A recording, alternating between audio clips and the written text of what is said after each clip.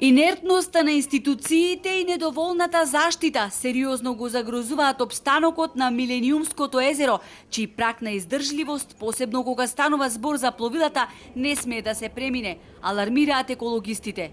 И покрај големиот број на кајчиња, катамарани и бродови, не постои лимит на пловни објекти на Охридското езеро.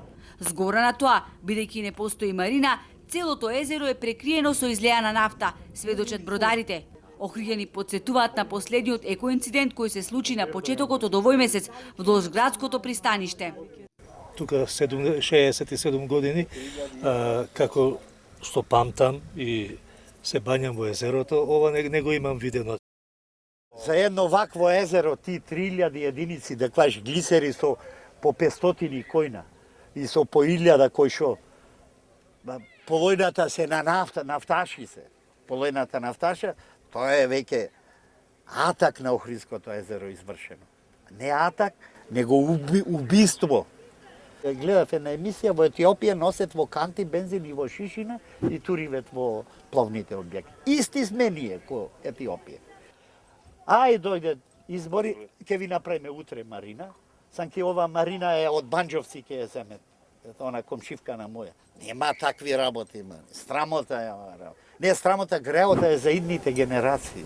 Во изминативе 4 години имаше многу иницијативи и проекти кои предвидуваа замена на целата водна флота која функционира на фосилни горива и дополнително го загадува езерото со соларни пловни објекти, за што беше изготвена и предфизибилити студија.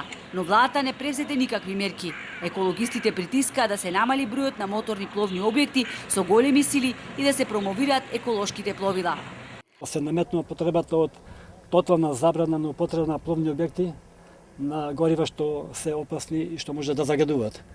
Претерано многу пловни објекти имат, високотуражни машини кои што вршат оштетување и на растителниот и на животинскиот свет. Пред 2 години надлежните институции најавија дека ќе се воведувале ограничувања по езерото да плуват само пловни објекти чии мотори ги задоволуваат еколошките стандарди, водејќи сметка при тоа и на годината на нивно производство, што требаше да доведе до регулација на бројот на пловила, но ништо од тоа не се реализира.